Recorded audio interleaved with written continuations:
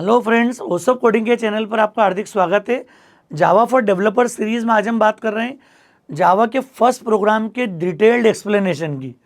दोस्तों, last lecture में हमने इंस्टॉलेशन कर लिया है, कॉन्फ़िगर कर लिया, पहला प्रोग्राम सिंपल बनाया हमने नोटपैड का यूज़ करके।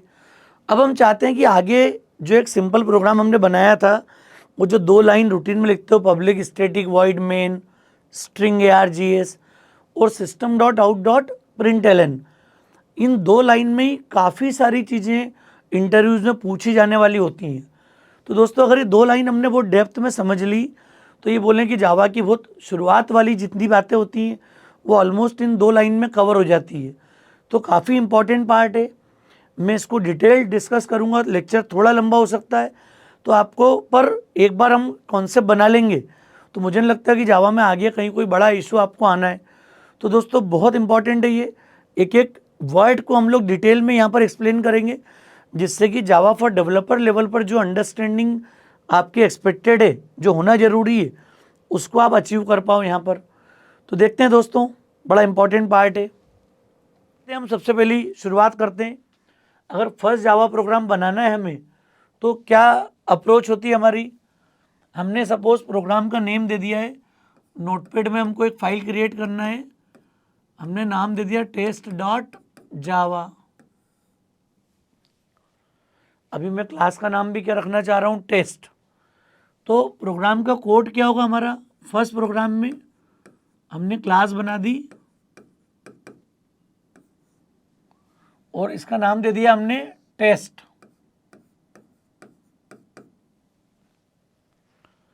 ये कोशिश करना है अभी, चूंकि हालांकि ऐसा नियम नहीं है, पर जब आईडी में काम करेंगे तो प्रोग्राम का नेम और क्लास का नेम ये दोनों सेम रखना है। खासकर जिस क्लास में मेन मेथड होगी उसी नाम से प्रोग्राम फाइल सेव होगी। तो ये टेस्ट डॉट जावा रख दिया हमने यहाँ पर। अब हमने डिफाइन कर दिया पब्लिक स्टैटिक वॉइड मेन, और यहाँ मैंने एस कैपिटल लिया, string is a class in Java, और args और ये अरे का ब्रैकेट। अभी आपको भी थोड़ा पेपर पेन पे लिखने की प्रैक्टिस डेवलप करना है, जिससे हम जावा को बड़े कॉन्फिडेंस के साथ लिख पाएँ। मैं सालों से बोर्ड पे ही पूरी जावा लिखते जा रहा हूँ, पर अब चूंकि प्रैक्टिकल का भी उतना ही इम्पोर्टेंस है तो मैं साथ में प्रैक्टिकल भी कवर करूँगा इसके साथ। ये सब कुछ स्मॉल में कीवर्ड्स है, सिर्फ टेस्ट का टी कैपिटल है यहाँ पर, स्ट्रिंग का एस कैपिटल है। इसके बाद थोड़ा इंडेंटेशन के साथ लिख दिया, सिस्टम क्लास है, सिस्टम का एस कैपिटल है। तो जावा में सारी क्लास के नाम कैपिटल से स्टार्ट होंगे। ये दोनों स्टैंडर्ड है तो रखना मजबूरी है। ये कन्वेंशनली हमने इसको रखा है, या स्मॉल होगा तो भी चलेगा, पर हम आदत डाल लें क्लास के नाम की, system dot out dot println, और यहाँ हमने प्रिंट कर दिया ओसोप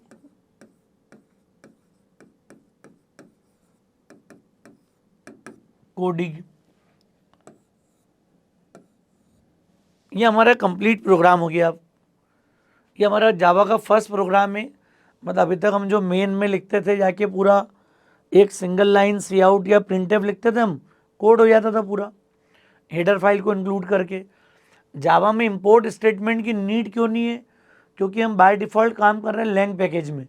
तो ये जो लाइन होती है ये आपको याद होगा, import Java dot lang dot star, this is what optional. लिख दोगे तो भी कोई दिक्कत नहीं, लेकिन इसका मीनिंग क्या है, लैंग पैकेज की सारी क्लासेस को, सारे एक्सेप्शंस को, सबको इंक्लूड करना है, जो कि बाय डिफ़ॉल्ट इंक्लूडेड है। So there is no need of including this particular statement. लिखते हो तो एरर नहीं आएगी, पर नीड नहीं है। लैंग के अलावा मैं किसी और पैकेज की बात करूँगा तो आपको टॉप पे जाके इंपोर्ट स्टेटमेंट लिखना पड़ेगा। ये बात मैं कर चुका हूँ, एक पैकेज वाले लेक्चर में हमने बात की थी प्रोग्रामिंग शुरू करने के पहले। अब मैं एक एक करके पॉइंट डिस्कशन कर रहा हूँ। जावा में मेन क्लास बॉडी के अंदर ही होगा, जो मेन मेथड है कहाँ पर होगी, क्लास बॉडी के अंदर। तो ये कंपलसरी पार्ट है, सब कुछ ऑब्जेक्ट के फॉर्म में जावा में डिफाइन होता है। क्लास मतलब ऑब्जेक्ट ओरिएंटेड पैराडाइम को फॉलो करती जावा। 99.99% भी ऑब्जेक्ट ओरिएंटेड प्रोग्रामिंग लैंग्वेज है। कुछ प्रिमिटिव डेटा टाइप को छोड़ दें अपन, सब कुछ ऑब्जेक्ट के फॉर्म में। तो ये अभी पूरा सिंटेक्स आप लिखते हो, public static void main string ARGS। हालांकि हम अभी जावा 17 फॉलो कर रहे हैं, तो ये सिंटेक्स है। जावा 21 में आपको सीधे सीधे ये जो पूरा कोड है ये आप जाके लिख दोगे वॉइड मेन बिना किसी क्लास के, और ये system.out.println वाली लाइन लिख दो बस जाके अंदर। तो ये बिल्कुल सी पैटर्न पे प्रोग्राम बन जाएगा, इंक्लूड की लाइन भी नहीं लगेगी, बल्कि सी से भी शॉर्टर कोड हो जाएगा। तो ये जावा 21 में पॉसिबल है, लेकिन इसका ये मतलब नहीं कि इसके पास से क्लास हट गई है। जावा ने एक आर्किटेक्चर डेवलप किया, इनबिल्ट फोकस किया है कि आप सिंपली वॉइड मेन लिखकर अपना एग्जीक्यूशन स्टार्ट कर पाओ। पर करोगे तो again it will generate class file. 21 में भी ये क्लास फाइल बनाएगा जावा 21 में। तो ये थोड़ा सा हमको समझना है कि अब ये जो एक टिपिकल वाला जो सिंटेक्स है, ये अब जो लेटेस्ट जो वर्जन है 21 ऑनवर्ड्स यहाँ से गायब हो जाएगा। पर इसका मीनिंग वही है, पढ़ना पड़ेगा, आपको समझना पड़ेगा। तो इसलिए हम इसी को फॉलो कर रहे हैं। 17 हम यूज़ करेंगे, JDK 17 या जावा 17 अभी, क्योंकि मेजॉरिटी ऑफ कंपनीज़ में सब कुछ जगह यही चल रहा है। 21 नया नया आया तो अभी उसका एडॉप्ट होने में, उसका मार्केट बनने में थोड़ा टाइम लगेगा। अभी अगले कुछ सालों तक आप इजीली 17 में काम कर सकते हो। इसलिए हमने 17 को अडॉप्ट किया है, क्योंकि लास्ट जो LTS है, लॉन्ग टर्म सपोर्ट वाला जो वर्जन है, वो 17 है। और हम कोशिश करें कि जब जावा में काम करें तो LTS वर्जन पे ही अपनी प्रैक्टिस डेवलप करनी है। तो उम्मीद है मुझे आपको थोड़ा समझ में आ गया होगा, कॉन्सेप्ट क्लियर हो गया होगा क्या करना है। तो ये सब हटा दिया मैंने, नाम क्लियर हो गया, test.java सेव कर लिया हमने। अब ये जो क्लास बॉडी है, इसमें और भी मेथड आ सकती है, अभी और फंक्शन भी आ सकते हैं, लेकिन अभी हमने सिर्फ एक सिंगल फंक्शन यहाँ पर यूज़ किया मेन, ताकि हम अपना एग्जीक्यूशन जैसे बाकी लैंग्वेज में होता है कि मेन से ही शुरुआत करते हैं, तो जावा का भी एप्लीकेशन का एंट्री पॉइंट, सॉफ्टवेयर का एंट्री पॉइंट मेन मेथड होगी। तो जब जावा अपने प्रोग्राम को एग्जीक्यूट करेगी तो सबसे पहली जो क्लास होगी वो वही होगी जहाँ पर मेन मेथड है। तो मेन के बेसिस पर हमने ये प्रोग्राम का नाम दिया है। अगर और भी क्लासेस होती तो भी हम इसका नाम रखते test.java, क्योंकि मेन मेथड कौन सी क्लास में, जिसमें टेस्ट अवेलेबल है। अब हम देखते हैं एक एक करके कीवर्ड्स को। पब्लिक कीवर्ड क्यों लिखा है, ताकि हम इसको आउटसाइड पैकेज एक्सेस कर पाएँ। अरे ये मेरी और आपकी अलग डायरेक्टरी हो सकती है, हो सकता है मैंने D कॉलन पे अपना कोई फोल्डर बना दिया हो, जावा कोड नाम से, मान लिया कोई फोल्डर बना दिया अपन ने, जावा प्रोग्राम्स, जावा कोड। अब मैं D में बना रहा हूँ और JDK एक्चुअल में कहाँ था, वो तो हमने देखा प्रोग्राम फाइल जावा JDK, ये सब हमने सही देखा हुआ पूरा कि किस पाथ पर जाके एक्चुअल, और पाथ हमने क्यों सेट किया था, ताकि मैं किसी भी फोल्डर में प्रोग्राम को सेव करूं, कंपाइल भी कर पाऊं, रन भी कर पाऊं। ये सब हम लास्ट लेक्चर में डिस्कस कर चुके हैं, समझ लिया पूरा हमने। अब हम क्या चाह रहे हैं कि हमारा प्रोग्राम तो D ड्राइव में, JVM कहीं और कॉन्फ़िगर्ड है। अरे जावा की जो लाइब्रेरी है, जो सबसे पहले जब JVM मेन को कॉल करेगा वो प्लेस कहीं और है। तो मेन को पब्लिकली इसलिए डिफाइन किया है ताकि वो अगर डायरेक्टरी के बाहर भी है, पैकेज के बाहर भी है, तो भी मेन मेथड को वो एक्सेस कर पाए। तो मेन को पब्लिक बनाने का थॉट समझ में आ रहा है। जो मेंबर पब्लिक होंगे they are accessible outside the package. तो पैकेज बॉडी के बाहर वो एक्सेसिबल है। तो जहाँ भी JVM होगा, कोई और डायरेक्टरी में होगा, कोई और ड्राइव में होगा, तो भी ये प्रोग्राम एक्सेसिबल होगा because of public keyword. Public यहाँ से हटा देंगे हम, तो ये सिर्फ पैकेज लेवल पे एक्सेस होगा, और पैकेज लेवल पे अगर एक्सेस होगा तो मेन कॉल ही नहीं हो पाएगा, मेन मेथड अवेलेबल ही नहीं होगी। तो यहाँ पर पब्लिक कीवर्ड का ध्यान रखना, जो मैंने बताया था ना पैकेज में, कि पैकेज 1 से मुझे पैकेज 2 में जाना हो, किसी और डायरेक्टरी में जाना हो, तो पब्लिक के साथ में मूव कर सकता हूँ। इनहेरिटेंस होगा तो प्रोटेक्टेड।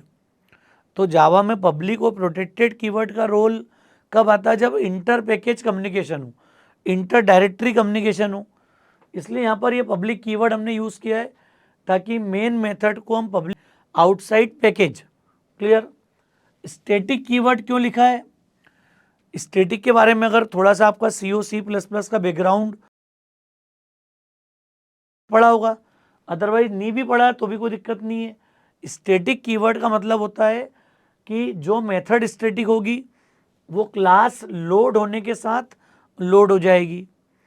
जो डेटा स्टैटिक होता है वो पूरी क्लास के लिए सिंगल कॉपी क्रिएट करता है। मतलब इंस्टांस वेरिएबल अलग होते हैं जिनकी हर ऑब्जेक्ट के साथ अलग कॉपी क्रिएट होती है, और क्लास वेरिएबल अलग होते हैं जो क्लास लेवल पर सिंगल कॉपी जनरेट करते हैं। तो जो कुछ भी स्टैटिक होता है that is based on class, complete class. उस पूरी क्लास के लिए कितनी कॉपी बनाता है? एक। इसका मतलब मेन मेथड को मैंने स्टैटिक क्यों बनाया? ताकि मैं इस क्लास का ऑब्जेक्ट क्रिएट करे बिना इस मेन मेथड को कॉल कर पाऊँ। तो इस मेन को कॉल कैसे किया हुआ है, इसको कॉल करने का मॉडल क्या है, क्यों ज़रूरी है? तो एक सिंपल सी बात समझना पड़ेगी आपको। जब इसके सिंटेक्स को देखते हैं कंपाइल और रन करने के, थोड़ा सा यहाँ ध्यान रखना बात को। मान लिया आपने डी कॉलन में कोई फोल्डर बना दिया जावा कोड। अब यहाँ जाके हमने प्रोग्राम कंपाइल किया जावा सी और हमने दे दिया test.java। कंपाइल होने के बाद क्या हो गया? डॉट क्लास फाइल बनेगी। ये सब कुछ हम जानते हैं, अब सारे हो चुका है डिस्कशन। अब रन टाइम पर हम लोग क्या करेंगे? यहाँ देंगे जावा और क्लास फाइल का नाम टेस्ट सीधे। तो जैसे ही टेस्ट बोल रहे हैं इसका मतलब क्या हो गया? This is what class file name, ये क्लास फाइल का नाम हो गया। तो रन टाइम पर जावा कॉल कैसे होती है? जावा कॉल होती है इस क्लास नेम के साथ में। ये कंपलसरी क्यों है? मैं इसको स्मॉल में लिख दूंगा ना टेस्ट, ये चलेगा। कंपाइल टाइम पे केस सेंसिटिव नहीं है, रन टाइम पे ये केस सेंसिटिव है। एग्जैक्ट वही क्लास मिलेगी अगर मैच होगी तो ये क्लास फाइल एग्जैक्ट इसी नाम से बनाएगा जिस नाम से हमने ये ले लूँ, यहाँ मैं कुछ और नाम रख दूँ first.java, तो भी जो क्लास फाइल बनेगी वो बनेगी इस टेस्ट, जो एग्जैक्ट यहाँ लिखा ना हमने इस नाम से वो क्लास फाइल बनाएगा। क्यों? क्योंकि इसी क्लास के नाम से जावा किसको कॉल करती है? मेन मेथड को। इसी के नाम से जावा किसको कॉल करती है? मेन मेथड को। तो कॉलिंग कैसे हो रही है? तो जावा ने इसको कॉल किया हुआ है ट्राई, और यहाँ लिखा है कि एक वेरिएबल है वहाँ पर क्लास फाइल नेम डॉट जावा, सॉरी डॉट मेन। और ये ट्राई कैच का एक एक्सेप्शन का पूरा मॉडल है। ये मैंने ज़्यादा पढ़ाया नहीं तो मैं लिख नहीं रहा हूँ। ये जावा का कॉलिंग पैटर्न है, समझना आप। बहुत कम जगह डिस्कशन होता है, हर कोई बताता भी नहीं कि एक्चुअल में क्या रोल प्ले कर रहा है। क्लास फाइल नेम का मतलब समझ में आया क्या है? जैसे मैं कमांड प्रॉम्प्ट से जावा और टेस्ट भेजूंगा, ये जो टेस्ट नाम है this name will be pass to this variable class file name, और क्लास फाइल नेम की जगह पे क्या आ गया? टेस्ट। तो आपकी कॉलिंग क्या हुई? Test dot main. तो जो मेथड स्टैटिक होती है उनको क्लास के नाम से हम डायरेक्टली कॉल कर सकते हैं। तो स्टैटिक मेथड का सिंटेक्स क्या होगा? स्टैटिक का सीधा सिंटेक्स हो जाएगा अब टेस्ट डॉट मेन। ये हमारा कॉलिंग का अप्रोच होगा बिकॉज ऑफ स्टैटिक कीवर्ड। तो रोल समझ में आ रहा है? स्टैटिक का फायदा क्या हो गया? ये वो तरीका है, जैसे ही प्रोग्राम रन करेंगे तो class file name will be transferred to JVM and JVM will assign this name to the variable internally and then this name dot। अब हम मेन मेथड कैसे कॉल कर रहे हैं समझ में आ रहा है? ये अप्रोच मेन मेथड को कॉल करा रही है यहाँ पर। अब ये कॉलिंग के बेसिस पर ये क्यों हो पाया है सब कुछ? Because of static. जैसे स्टैटिक कीवर्ड हटा दोगे ना आप तो फिर रूल चेंज हो जाएगा। अब आपको इसका ऑब्जेक्ट बनाना पड़ेगा। अब जावा को कैसे मालूम कि ऑब्जेक्ट कैसे क्रिएट होगा और कैसे कैसे रिप्लेसमेंट होगा। तो जावा ने अप्रोच को आसान बनाने के लिए क्या करा, स्टैटिक बना के मेथड को रख दिया और नेम यहाँ से पास कर दिया रन टाइम पर। उसी नेम को मैंने यूटिलाइज करा और मेन मेथड को कॉल कर लिया। तो ये मेरा एक स्टैंडर्ड अप्रोच हो गया मेन मेथड को कॉल करने की। क्लियर है, पॉइंट समझ में आ गया। स्टैटिक का क्या रोल है, स्टैटिक नहीं होता तो फिर ऑब्जेक्ट बना के मेन को कॉल करना पड़ता है आपको। जैसा एक नियम होता है कि दुनिया की किसी भी क्लास से इंटरेक्ट करना हो तो first we need to create the object of that class, then we call object dot function, object dot method. ये अप्रोच होती है हमारी। अब पब्लिक क्यों है, क्योंकि outside package JVM is not present within the directory, clear, that is available outside the folder, outside the directory. तो public होने से कॉल हो पाया। स्टैटिक होने का क्या मतलब हो गया, we can directly call with their class name. And where is the class name, अरे आपके JVM को कैसे पता लगा क्लास नेम क्या है। तो उन्होंने एक नियम बना दिया कि जब आप रन करोगे ना, जब जावा इंटरप्रेटर इसको डील करेगा तो it will require this exact name. ये टी स्मॉल लिख दोगे, क्लास नॉट फाउंड एरर आई आएगी, वो टेस्ट नाम की क्लास को फाइंड ही नहीं कर पाएगा। क्योंकि क्लास फाइंड नहीं होगी तो मेन मेथड फाइंड नहीं होगी स्टैटिक मेंबर के रूप में। ये बड़ी ज़रूरी बात है, इंपॉर्टेंट पॉइंट है। समझ में आ रहा है। वॉइड हमको अच्छे से क्लियर है। वॉइड मतलब this main method will not return any value. तो जब कोई फंक्शन कुछ रिटर्न नहीं करता है तो उस जगह पे वॉइड आता है। ये C++, हर लैंग्वेज में हम जानते हैं, अच्छे से क्लैरिटी है। मेन स्टैंडर्ड है, क्लियर, स्मॉल लेटर में लिखना है पूरा। तो ये पब्लिक स्टैटिक वॉइड मेन, इसकी सिग्नेचर हो गई मेन सिग्नेचर। अब यहाँ पर आता है स्ट्रिंग क्लास और ARGS, आर्ग्यूमेंट स्ट्रिंग्स। तो ये आर्ग्यूमेंट स्ट्रिंग से मतलब क्या हो गया, यहाँ दिख रहा है अरे है, इसको हम लोग बोलते हैं बेसिकली अरे ऑफ। दोस्तों ये ऐसा कि ऐसे ही आपको क्लियर करते आना चाहिए, सभी को सारी बातें समझ बोलते हैं अरे ऑफ स्ट्रिंग ऑब्जेक्ट्स। और का मतलब क्या है, ये जो ब्रैकेट है इसका रोल आता है कमांड लाइन आर्ग्यूमेंट में। मतलब जावा में जब कमांड लाइन से आप कोई पैरामीटर भेजोगे तो वो सारे पैरामीटर कहाँ पर रिसीव होंगे, इस ARGS के ब्रैकेट में। ये मैं प्रैक्टिकल में कवर करूँगा अभी साथ में। तो समझ में आ रहा है कॉन्सेप्ट क्या बोलना चाह रहे हैं अपन। स्ट्रिंग ARGS अगर बोला है तो ये एक्टिव कब होता है, ये स्ट्रिंग में डेटा कब आता है ARGS के अंदर, कमांड लाइन आर्ग्यूमेंट्स के बेसिस पर। क्लियर, मतलब ये जो टेस्ट के बाद अगर मैं कोई वैल्यू भेज दूंगा ना यहाँ पर अलग अलग 20, 40 ऐसा एंटर, तो ये वैल्यू सब कहाँ जाएगी अब ARGS के अंदर। मतलब यहाँ तक तो JVM पे जा रहा है, टेस्ट की वैल्यू कहाँ जा रही है, ये मेन मेथड को कॉल करने के लिए। तो बाकी लैंग्वेज में कमांड लाइन आर्ग्यूमेंट में प्रोग्राम का नाम भी इंक्लूड होता है, जावा में ये पार्ट स्किप होगा। और ये जो 20, 40 जो वैल्यू दी है, या मैं नाम दे दूं, मैं ऐसा लिख दूं अभी Java test Avni Aarav enter. अब क्या कर दिया हमने, यहाँ पर हमने दिया जावा टेस्ट, वो जावा टेस्ट के बाद हमने क्या दिया, अवनी आरव। तो ये जो पहला पैरामीटर है ये अरे का पहला एलिमेंट है ARGS 0 और ये ARGS 1। मतलब ARGS एक अरे है और अरे का फर्स्ट एलिमेंट का इंडेक्स कितना होता है 0। अगर सपोज अभी 20, 40 तो आप मान लो इंटीजर है, सीधे स्ट्रिंग समझ लो। जावा टेस्ट, ये टेस्ट मतलब वही है जो क्लास फाइल के नाम की बात की हमने, और स्पेस देके आप डेटा भेजते जाओ 1 बाय 1। ये सारी वैल्यू कहाँ ट्रांसफ़र होगी, ARGS में। तो जावा इंटरनली एक अरे क्रिएट करेगी, जितना डेटा मैं इसके बाद भेजूंगा, ये तो JVM के लिए हो गया, जावा टेस्ट मतलब मेन को कॉल करने के लिए। इसके बाद की वैल्यू जो है ARGS 0, 1, 2 ये सब इस अरे में स्टोर हो जाएगी यहाँ पर।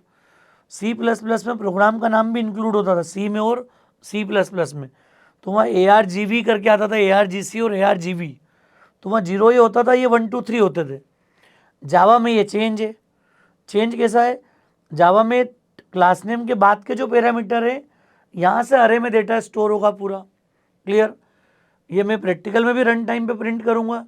ARGS 0 मतलब अवनी, ARGS 1 मतलब आरव, ये डेटा प्रिंट हो जाएगा इसमें से आके। तो ये बड़ी इंपॉर्टेंट बात है, बड़ा इंपॉर्टेंट कॉन्सेप्ट है। एक दो बातें और इसके साथ थोड़ी समझने की है, मैं ये हटा रहा हूँ जो समझ चुके हो आप। प्रोग्राम का नाम मैंने यहाँ लिख दिया है, कंपाइल होने के बाद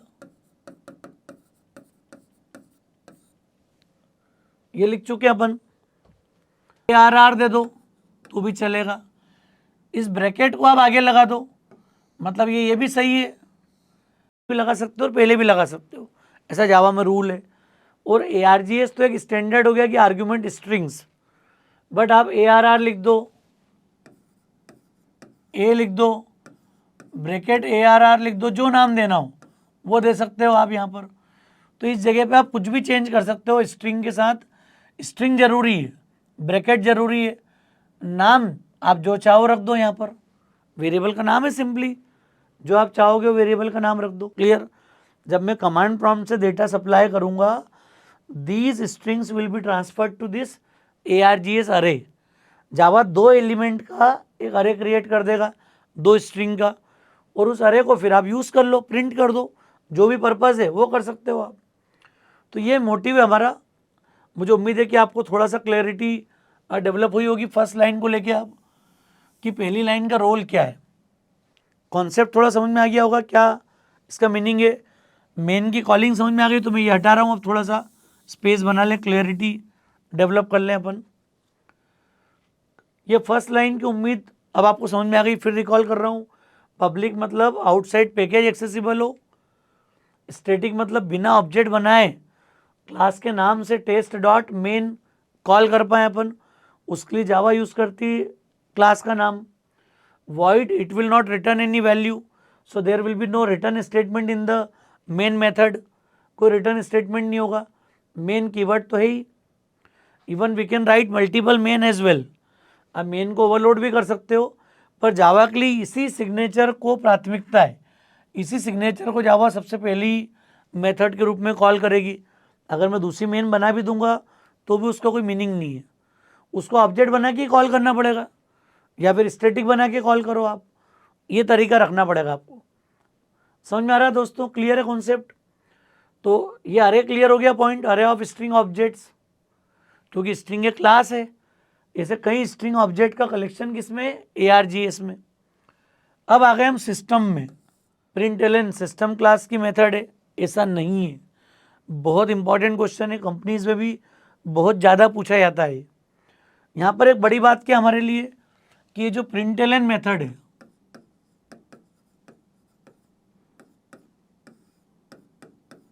ये प्रिंट स्ट्रीम क्लास की मेथड है,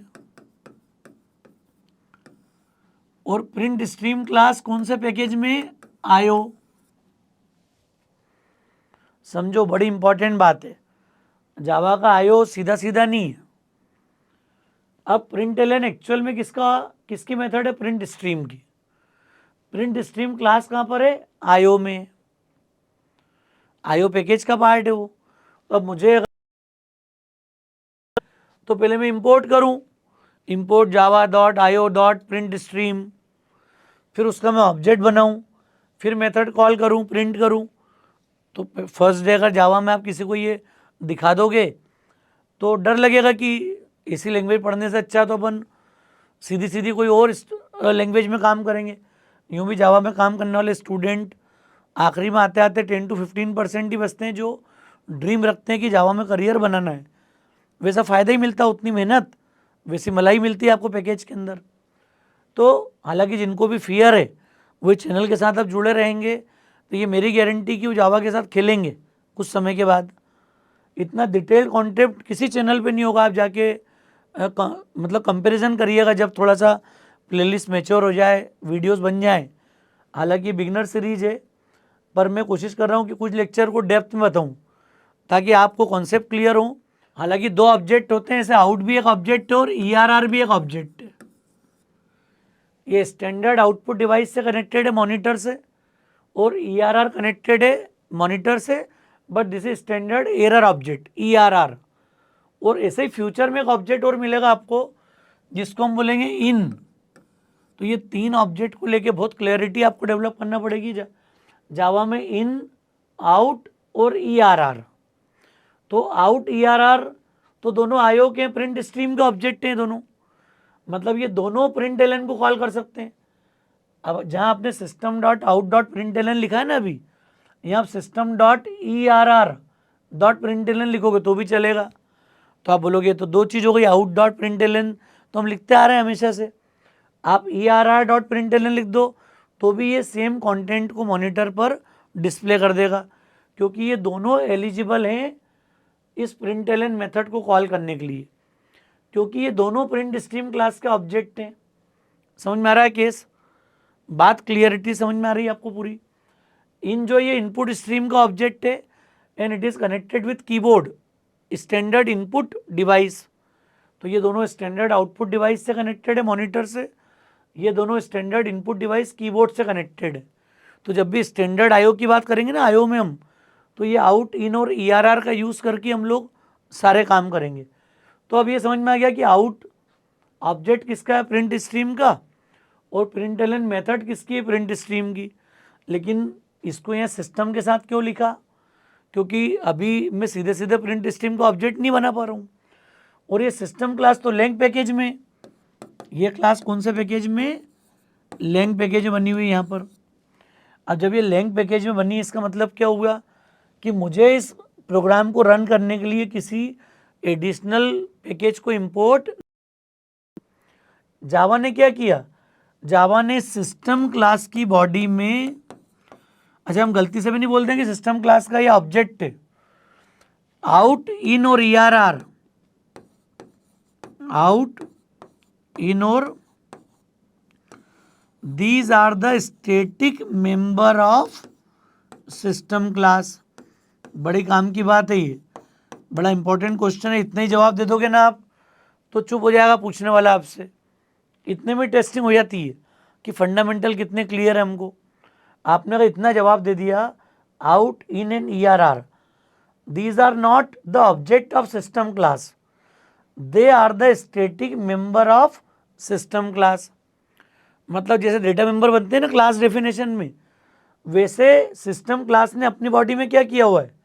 अगर सिस्टम के प्रोग्राम को आप थोड़ा देखोगे, मैं आगे जाके इसको लिख रहा हूँ, मैं यहाँ समझाना चाह रहा हूँ थोड़ा सा। सिस्टम डॉट जावा बनी होगी ना, उसमें क्या हो रहा होगा, ये बात भी थोड़ी सी क्लियर करो। वहाँ सबसे पहली लाइन तो क्या मिलती है, पैकेज लैंग, ये तो हो गई बात। अब इसने क्या किया हुआ है, import Java dot IO dot print, फिर import Java dot IO dot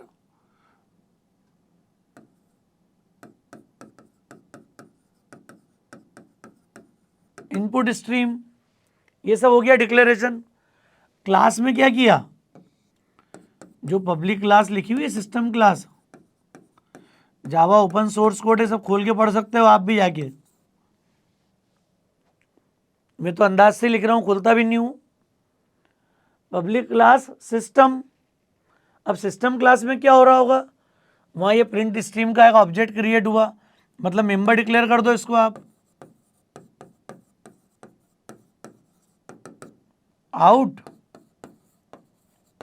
print stream, sorry ERR, इनको डिक्लेयर कर दिया, इनपुट स्ट्रीम, इन, और फिर इनके ऑब्जेक्ट बना दिए अलग अलग सबके कंस्ट्रक्टर में, न्यू के साथ में न्यू प्रिंट स्ट्रीम करा पूरा। तो यहाँ एक चीज़ मैं समझाना चाह रहा हूँ कि ये मेंबर है, इस तरह से ये डेटा मेंबर लिखते हैं कि नहीं क्लास में, फिर कंस्ट्रक्टर आता है, मेथड आती है, सब कुछ आता है पूरा। तो दीज आर द, इसके साथ स्टैटिक कीवर्ड भी है, public static print stream out, public static print stream ERR, ये पैटर्न है इसके लिखने का, ताकि मैं पैकेज के बाहर उठा पाऊँ। पब्लिक है तो मैं वहाँ यूज़ कर पाऊँ, स्टैटिक है तो बिना ऑब्जेक्ट बनाए कॉल कर पाऊँ। तो यहाँ सिस्टम क्लास ने क्या किया, देखो इसको आउट डॉट प्रिंटलन, तो ये पूरा किसका है, प्रिंट स्ट्रीम का पार्ट है। आउट को मेंबर बना रखा है, स्टैटिक मेंबर, तो स्टैटिक मेंबर के लिए सीधे क्लास नेम, तो क्लास नेम डॉट आउट, और आउट की चूंकि ये मेथड है प्रिंट स्ट्रीम की और ये उसका ऑब्जेक्ट है, तो ये अब इस तरीके से कॉल होगा system dot out dot println. तो पॉइंट समझ में आ रहा है क्या है, प्रिंट एलन मेथड है, आउट ऑब्जेक्ट है, ये दोनों प्रिंट स्ट्रीम के ऑब्जेक्ट हैं, सिस्टम क्लास अलग है, वहाँ पर आउट इन और ERR को स्टैटिक मेंबर के रूप में डिक्लेयर किया हुआ है। तो मैं जब भी कॉल करूँगा, जब भी कीबोर्ड से डेटा लेना होगा ना आपको, तो आप भेजोगे सिस्टम डॉट इन, क्योंकि स्टैटिक मेंबर है ये उसका, कीबोर्ड से इनपुट लेने की बात होगी यहाँ पर। तो ये हमारी अप्रोच है। मुझे उम्मीद है कि थोड़ा सा क्लैरिटी आपको आई होगी कि ये प्रोग्राम का एक्चुअल मीनिंग क्या है। फिर जो डबल कोट्स में लिख दोगे आप, वो एज इट इज़ प्रिंट हो जाएगा पूरा, ये ओसोप कोडिंग प्रिंट हो गया और एंड ऑफ द प्रोग्राम। तो ये पॉइंट समझ में आ गया होगा, मुझे उम्मीद है। मैंने कोशिश की है कि थोड़ा बहुत ज़्यादा नहीं बोलूँ, क्योंकि कई बार मुझे 1.5-2 घंटे लग जाते हैं इसको क्लासरूम लेक्चर में एलोबरेट करने में। तो यहाँ मैंने कोशिश की कि थोड़ा सा कम टाइम लेके, तुलनात्मक रूप से टाइम तो लगा ही होगा थोड़ा, पर थोड़ा सा सारी बातें कवर हो जाएं, क्लैरिटी आ जाए। और मुझे उम्मीद है दोस्तों ये फर्स्ट प्रोग्राम आपको क्लियर हुआ होगा। अब मैं इसी पर बेस्ड थोड़ा सा प्रैक्टिकल वाला पार्ट कवर कर लेता हूँ। तो फ्रेंड्स, अभी हमने डिस्कस किया जावा के फर्स्ट प्रोग्राम का कंप्लीट एक्सप्लेनेशन, और आपने फील किया होगा कि इस एक्सप्लेनेशन में हमने वो सारे पॉइंट कवर करे जो बहुत रिक्वायर्ड है, बहुत इम्पॉर्टेंट है, और इस प्रोग्राम की जो हर वर्ड को हमने समझने की कोशिश करी है यहाँ पर। तो हमने देखा था कि अभी जो सिंपल जावा का प्रोग्राम हमने टाइप किया था उसके अप्रोच क्या है, तो हमने ये बेसिक कीवर्ड्स का मीनिंग समझ लिया सारा। एक बार इसी को मैं रन करता हूँ, फिर चेंजेस हम यहाँ पर डिस्कस करते हैं कि प्रैक्टिकली इस पूरे प्रोग्राम में कहाँ कहाँ पर क्या चेंज था। तो इसको हमने एक सेव करा बेसिक, और कमांड प्रॉम्प्ट पे जाके रन करना है आपको। तो ये डी जावा ओसोप के नाम से फोल्डर है हमारा रूटीन। हम यहाँ पे कमांड देंगे जावा सी, कंपाइल टाइम पे केस सेंसिटिव नहीं है, लास्ट लेक्चर में डिस्कस किया था हमने। तो ये कंपाइल हो गया प्रॉपर। अब क्या करोगे आप, रन टाइम के लिए जावा और टेस्ट, ये जरूरी है। अब ये ओसोप कोडिंग आ गया, प्रिंट हो गया, समझ में आ रहा है पूरा। अब मैं यहाँ पर चेंज करके पब्लिक स्टैटिक को स्टैटिक पब्लिक कर दूँ तो भी ये चलेगा बराबर। इन दोनों मॉडिफायर को मैं इंटरचेंज कर सकता हूँ। सेव कर दिया हमने, सेव करके फिर से कंपाइल कर लिया, हो गया कंपाइल, रन कर लिया हमने।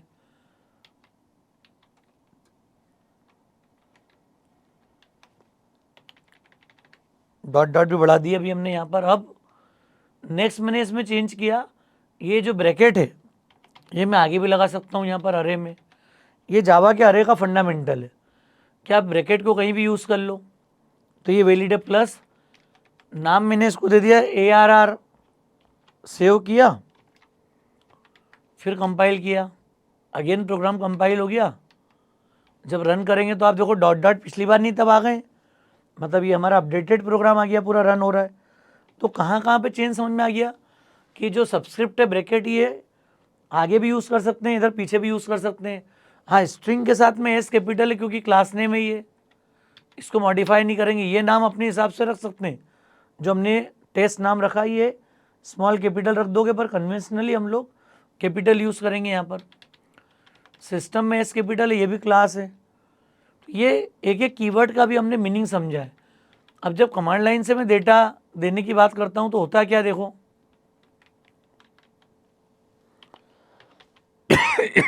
चेंज करके चला सकते हैं, समझ में आइए हमको। अब ARGS का रोल कब है, जब मैं कमांड लाइन से कोई डेटा भेजूंगा यहाँ से, देखो मैंने रन किया, स्पेस देके मैंने दे दिया इंदौर भोपाल और एंटर, लेकिन प्रिंट क्या हुआ, देखो ओसोप कोडिंग। ये जो 2 वैल्यू मैंने स्पेस देके दी है, ये कहाँ पर रिसीव हो रही है, इस ARGS के अंदर। और प्रिंट मैंने ARGS को करा नहीं है अभी यहाँ पर, तो मैं क्या कर सकता हूँ, अब चाहूँ तो इसी को मैंने कॉपी किया,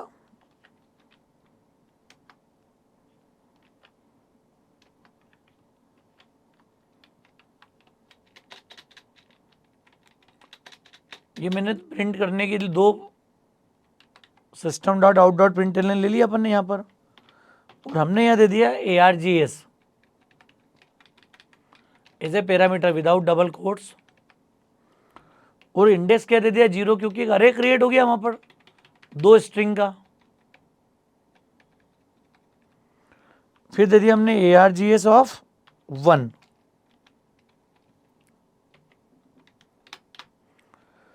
समझ में आ रही स्टेप क्या हो गई, जैसे मैंने इंदौर भोपाल वहाँ से पास किया, वो ARGS एक दो स्ट्रिंग का एक अरे क्रिएट कर देगा यहाँ पर, और इस अरे को हम लोग ARGS 0 ARGS 1 मतलब 2 डिफरेंट स्ट्रिंग को मैं यहाँ पर प्रिंट कर पाऊंगा।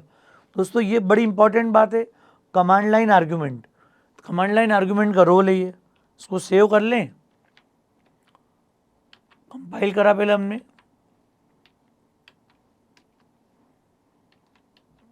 और ये मैंने दे दिया वापस इंदौर भोपाल। देखो आप, जो मैंने डेटा कमांड प्रॉम्प्ट से यहाँ दिया, ये जावा प्रोग्राम ने रिसीव किया, उस सब कोडिंग के बाद इंदौर भोपाल 2 अलग अलग लाइन में आ गया यहाँ पर। तो ये डेटा मैं ज़्यादा भी दे सकता हूँ, अगर मैं 3 दे दूँ यहाँ पर इंदौर भोपाल, और या सपोज आप देखो मैंने अभी वहाँ पे 0 और 1 दिया, और मैंने अब एक ही वैल्यू भेजी यहाँ पर, इंदौर अकेला भेजा। रन करते हैं वापस, तो सब कोडिंग इंदौर तो आया, जैसे ही ARGS 1 आया, तो ये जो ARGS 1 आती इस लाइन में अरे चूंकि एक ही एलिमेंट का क्रिएट हुआ है, तो ARGS 1 ने एक एक्सेप्शन थ्रो कर दिया, एंड दैट इज अरे index out of bounds exception. तो जब भी जावा में अरे पढ़ेंगे हम लोग आगे, तो ये क्लास है अरे index out of bounds exception. जब भी कभी अरे की लिमिट क्रॉस होगी, तो इस तरह का एक्सेप्शन वो रेस करेगी, थ्रो करेगी। तो ये कमांड लाइन में अलर्ट रहने वाली बात है कि अगर मैंने रन टाइम पे डेटा दिया, ज़्यादा दूंगा दिक्कत नहीं है, भोपाल के बाद मैं दे दूं देवास, तो उसने चूंकि प्रिंट 0 1 किया है, दो का यूज़ कर लिया। अगर मैं 2 प्रिंट करूं और यूज़ एक ही करूं, तो प्रॉब्लम वाली बात है यहाँ पर। तो इससे बचने के लिए आप तो रूटीन वाला जो फॉर लूप होता है, या तो वो लगा दो। मैं मान के चल रहा हूँ अभी कि अपने को ये वाला बेसिक फॉर आता है, अगर कोई लैंग्वेज में आपने देखा होगा तो I0 ये पढ़ूंगा सब, आगे हम लॉजिक बिल्डिंग में भी इसको देखेंगे। इसके लिए हम यूज़ करते हैं ARGS डॉट लेंथ। ये जावा के अरे का एक एट्रीब्यूट है, अलग से मार्क करके रख लो आप कि अरे में अगर मुझे एलिमेंट्स को देखना हो, तो लेंथ एट्रीब्यूट बता देगा कि वो कितने एलिमेंट्स को होल्ड करता है। और ये जो इंडेक्स की एरर आ रही थी अब नहीं आएगी। अब क्या होगा, एक एलिमेंट का अरे बना होगा तो एक ही बार प्रोसेस करेगा लूप को। तो ये लेस देन हमने ARGS डॉट लेंथ तक इसको रन कर लिया। अब फ़ायदा क्या हो गया इसका, अब ये प्रोग्राम जनरलाइज हो गया। देखो आप पूरा समझ में आ रही बात। अब जितनी भी चाहूँगा उतनी स्ट्रिंग में पास कर दूँ यहाँ पर। तो हमने कंपाइल किया वापस इसको, अब रन करने में देखो आप, मैंने 2 भेज दी, 2 प्रिंट हो गई। अकेली इंदौर भेज दी, इंदौर प्रिंट हो गया सिंगल। इंदौर भोपाल देवास भेज दिया, वो तीनों प्रिंट हो गए। फायदा समझ में आ रहा है क्या करा। अब जितने एलिमेंट में भेजूंगा यहाँ पर, हमने दे दिया उज्जैन, दिल्ली, मुंबई, लिखते जाओ आप। क्या देख रहे हैं अपन, जितनी स्ट्रिंग मैंने पास करी है वो सारी की सारी प्रिंट हो गई। तो मतलब इस फर्स्ट प्रोग्राम को रन करने के साथ मैंने कुछ एडिशनल बातें भी कर दी हैं कि पहले प्रोग्राम का एक्सप्लेनेशन क्या है, पूरा सारा हम रिकॉल कर चुके हैं। System class out dot print का थॉट क्लियर हमको सभी को। प्रिंट स्ट्रीम क्लास की मेथड है, मैंने भी डिस्कस किया था आपसे। और आउट उस प्रिंट स्ट्रीम क्लास का ऑब्जेक्ट है। आउट की जगह मैं ERR भी यूज़ कर सकता हूँ, याद करो आप।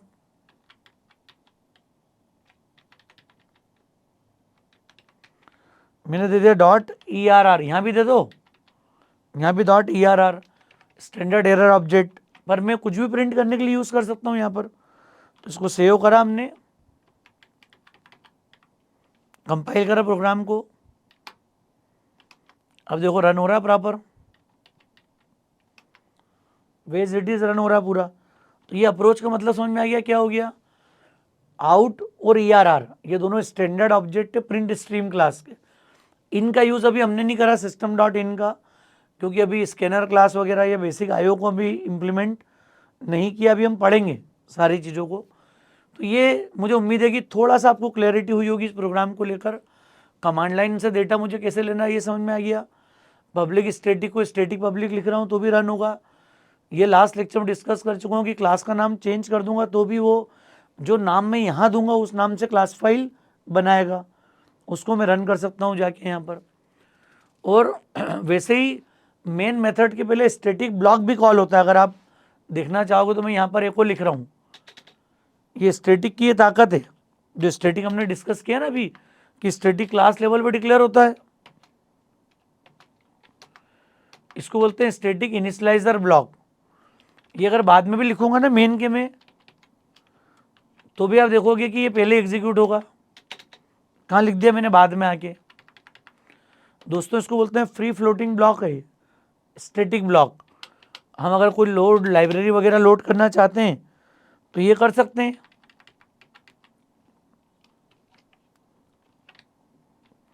मैंने कुछ प्रिंट वगैरह दे दिया यहाँ पर।